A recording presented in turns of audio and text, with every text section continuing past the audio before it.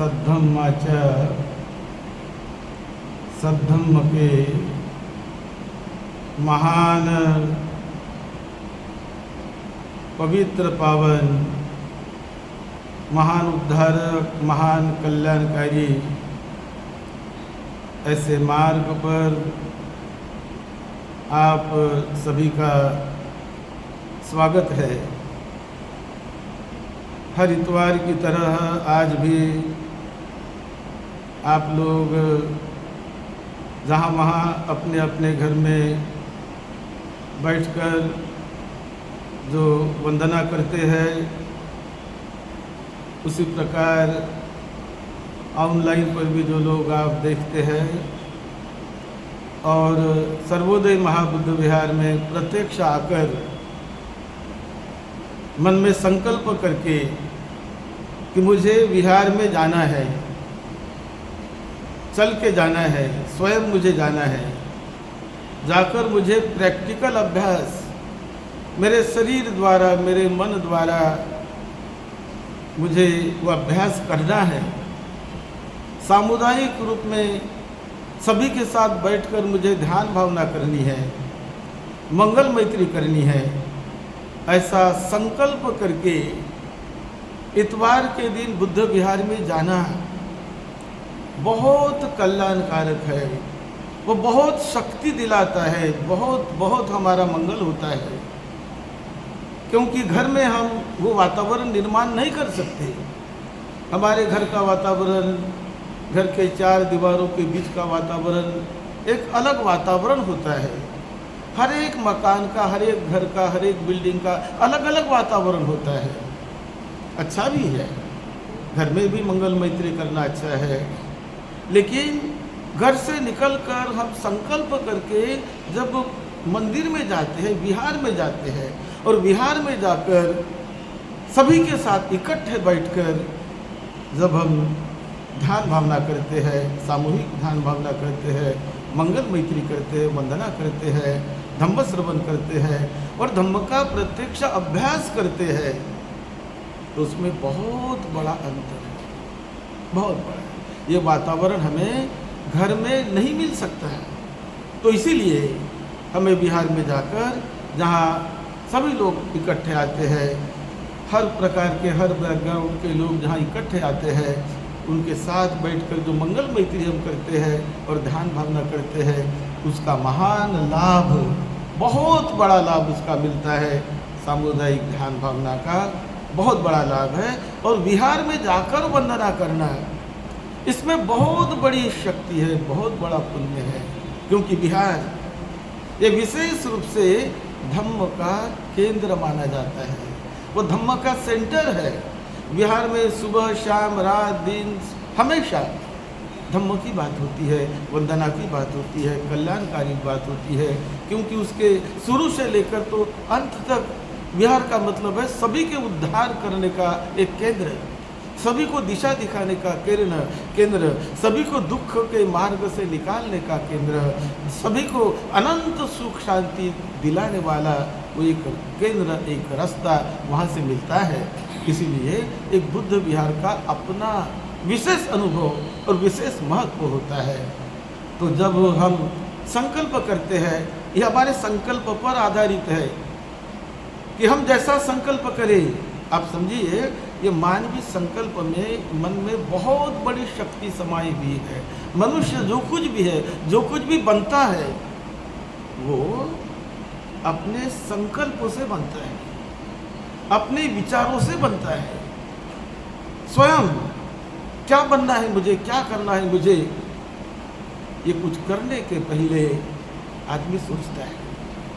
करने के पहले उसके मन में वो बीज निर्माण होता है, मन में के पहले वो विचार आता है, वो संकल्प आता है और उसके बाद उसे वो एग्जीक्यूट करता है, उसके बाद उसे वो पूर्ण करने का प्रयास करता है और उसका लाभ पाता है, लाभी बनता है। तो मुंबई जैसे शहर में, जो बड़ी भीड़ भाड़ वाला शहर है, बहुत बिजी शहर है, यहाँ काम करने के लिए लोग 3-3, 4-4 घंटे प्रवास करके अपने दफ्तर में आते हैं। आने में 3 घंटे 4 घंटे लगते हैं लोगों को। फिर दिन भर काम करके फिर जाने में 3-4 घंटे लगते हैं। तो इस प्रकार बड़ा कठिन जीवन होता है शहरों में।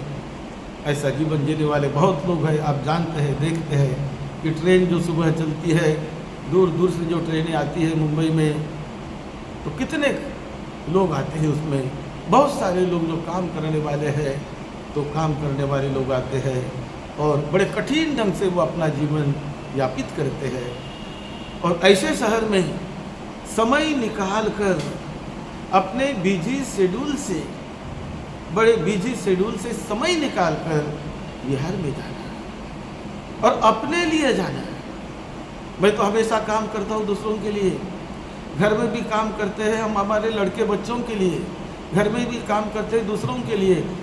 बहुत से माता पिता भी जो है अपने लड़के बच्चों के लिए काम करते हैं।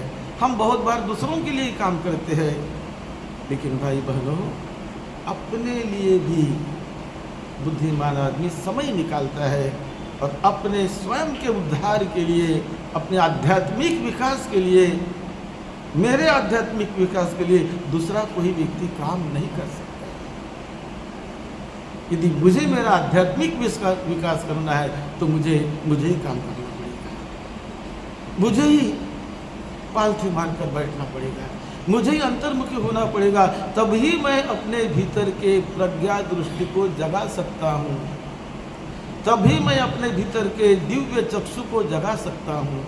यदि मैं अपने भीतर जाऊँ, जगाने का प्रयास करूँ, मेरे मन को जानूँ, मेरे मन को समझूँ और मन के दिव्य दृष्टि को जगाने का प्रयास करूँ, प्रज्ञा चक्षु को जगाने का प्रयास करूँ, तो जगेगी। मन दिखेगा, मन समझ में आएगा। लेकिन मैंने कभी भीतर गया ही नहीं, भीतर मैं कभी देखा ही नहीं मैंने, और चाहता हूँ कि अपने आप प्रज्ञा मुझ में जग जाए, अपने आप वो दृष्टि मुझ में आ जाए। असंभव है, ये संभव नहीं है। जितने भी महापुरुष हुए, जो कोई महान व्यक्ति बनता है, वो अपने भीतर की शक्ति को जगाता है, भीतर की ऊर्जा को जगाता है, अपने भीतर के वो सचेत अचेत शक्ति को जगाकर जागृत करके वो महान बनता है। यही महापुरुषों के जीवन से आपको मिलेगा, यही उनके जीवन से मिलेगा। तो इसीलिए अपनी शक्ति जगाने के लिए, अपने मन को जानने के लिए, मेरे मन को दूसरा कौन कैसा जानेगा? नहीं जानेगा कोई। मैं किसी के मन को नहीं जान सकता, मैं मेरे भाई के मन को नहीं जान सकता, मेरे बहन के मन को नहीं जान सकता, मेरे माता पिता के मन को नहीं जान सकता, मेरे परिवार के व्यक्ति को मन को नहीं जान सकता, सही ढंग से नहीं जान सकता। अंदाजा लगा सकता हूँ, वो अंदाजा लगाना अलग बात है, प्रत्यक्ष रूप में फेस टू फेस जानना अलग बात है। मैं मेरे मन को भी नहीं जान सकता, यदि सही ढंग से मैंने मन को जानने का रास्ता नहीं देखा, नहीं चला, तो नहीं जान सकता। मन के बारे में सुन सकते हैं हम, मन के बारे में किताब में पढ़ सकते हैं हम, मन के बारे में हम सोच सकते हैं, चिंतन कर सकते हैं हम, लेकिन ये बाहर का ही चिंतन हुआ ना। ये तो बाहर की किताबों का चिंतन हुआ, किसी ने प्रवचन दिया ध्यान भावना पर, किसी ने भाषण दिया, उस पर मैं चिंतन कर रहा हूँ, तो मेरा जानना नहीं हुआ ना। वो मेरा जानना तब होगा कि वहाँ से प्रेरणा लेकर, भाषणों से प्रेरणा लेकर, किताबों से प्रेरणा लेकर, मुझे स्वयं अंतर्मुखी होने के लिए पालथी मारकर आँख बंद करके जब मैं भीतर देखूँगा, तब मुझे मेरे मन का साक्षात्कार होने लगेगा। क्योंकि मेरा मन ये किसी ग्रंथ में नहीं है, मेरा मन किसी मूर्ति में नहीं है, मेरा मन मेरे ही अंदर है, मेरे ही साथ है। तो इसीलिए उसका दर्शन, वास्तविक दर्शन मेरे ही भीतर होगा। यही तो साइंस है, यही तो सत्य है ना। धम्म एक सत्य होता है। तो इसलिए मैं आपका बहुत बहुत अभिनंदन करता हूँ कि आप यहाँ आकर जो पंचशील हमें हमेशा, पंचशील तो अपने आप भी ले सकते हैं, किताब को देखकर, किताब को पढ़कर वो भी लिया जाता है, वो भी अच्छा है, लेकिन पंचशील यदि महास्थवीर भिक्षुओं के हाथ से हमें मिला, धम्म गुरु के हाथ से हमें मिला, सिलवान गुणवान प्रज्ञावान व्यक्ति के हाथ से हमें पंचशील मिला, तो उसका बड़ा महत्व होता है, महान प्रभावशाली होता है वो। जीवन मंगलमय होता है, क्योंकि उनकी मैत्री हमको मिल गई, उनके मुख से हमने उसे ग्रहण कर लिया है। तो इसीलिए धम्म गुरु से हमने ग्रहण कर लिया।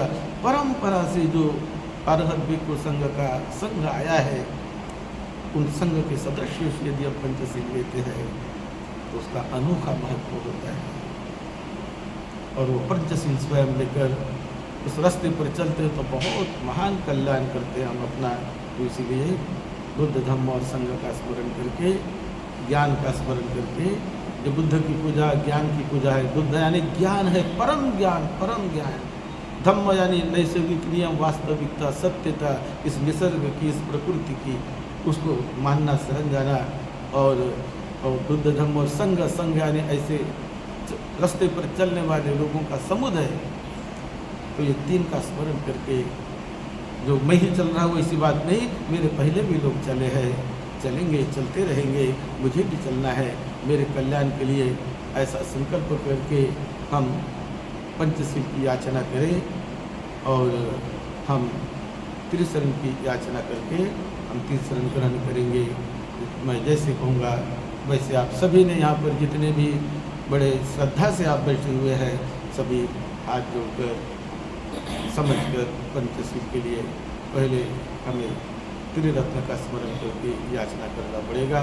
मैं कहूँगा ऐसा आप कहिए, कहिए। बुद्धं नमामि, धम्मं नमामि, संघं नमामि, ओकास वन्दामि, भन्ते भारतयेन कतं सब्बं अपराधं क्षमतु मे भन्ते कायेन वाचा चित्तेन प्रमादेन मया कतं अच्छयं क्षम मे भन्ते भूरि पञ्या तथागत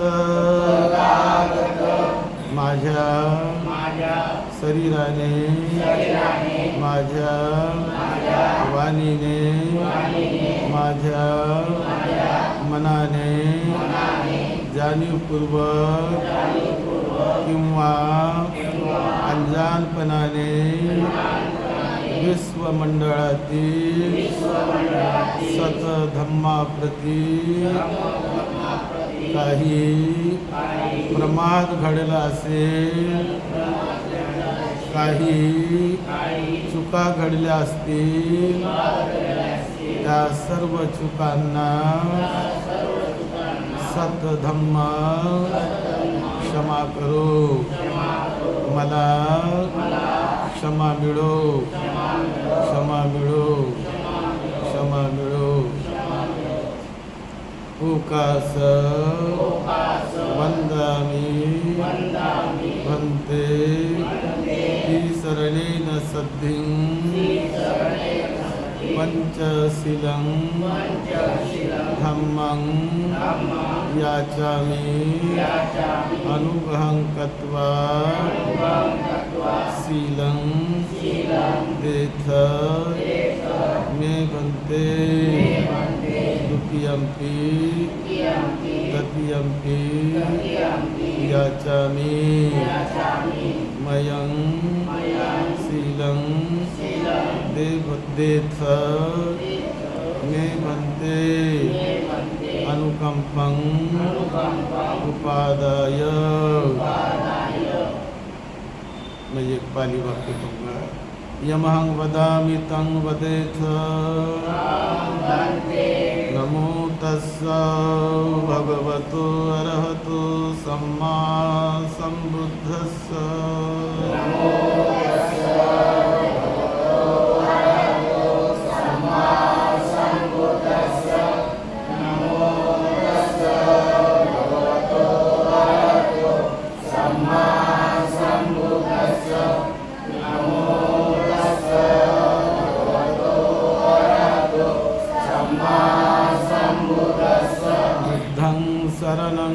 गच्छामि बुद्धं शरणं गच्छामि धम्मं शरणं गच्छामि धम्मं शरणं गच्छामि संघं शरणं गच्छामि संघं शरणं गच्छामि द्वितीयंपि बुद्धं शरणं गच्छामि द्वितीयंपि बुद्धं शरणं गच्छामि द्वितीयंपि धम्मं शरणं गच्छामि द्वितीयंपि धम्मं शरणं गच्छामि द्वितीयंपि संघं शरणं गच्छामि द्वितीयंपि संघं शरणं गच्छामि तृतीयंपि बुद्धं शरणं गच्छामि तृतीयंपि बुद्धं शरणं गच्छामि तृतीयंपि धम्मं शरणं गच्छामि तृतीयंपि धम्मं शरणं गच्छामि तृतीयंपि संघं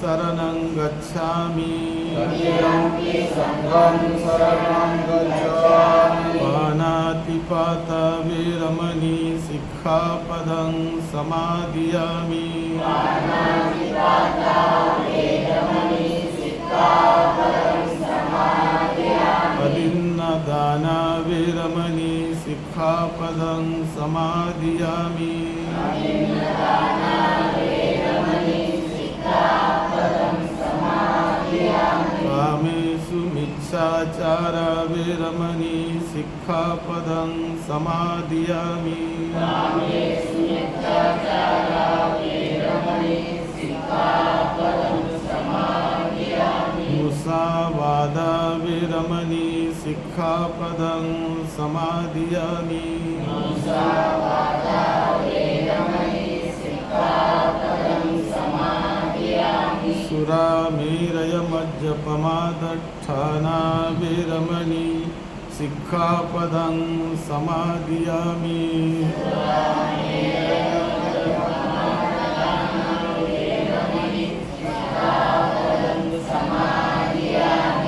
शरणेन सद्धिं पंचशीलं धम्मं सुरक्षितं साधुकं कत्वा अपमादेन शीलं सम्पादेथ साधु।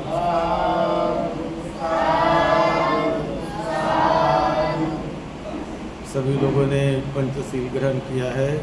अभी हम ध्यान मामला के लिए बैठेंगे। प्रत्यक्ष रूप में पालथी मारकर बैठकर हमें ध्यान भावना करना है। तो सभी लोग पालथी मारकर बैठकर हम प्रैक्टिकल ध्यान करेंगे। आप सबका मंगल हो। प्रैक्टिकल ध्यान के लिए बैठ जाइए। सबका मंगल हो। हम प्रैक्टिकल ध्यान करेंगे। सबका मंगल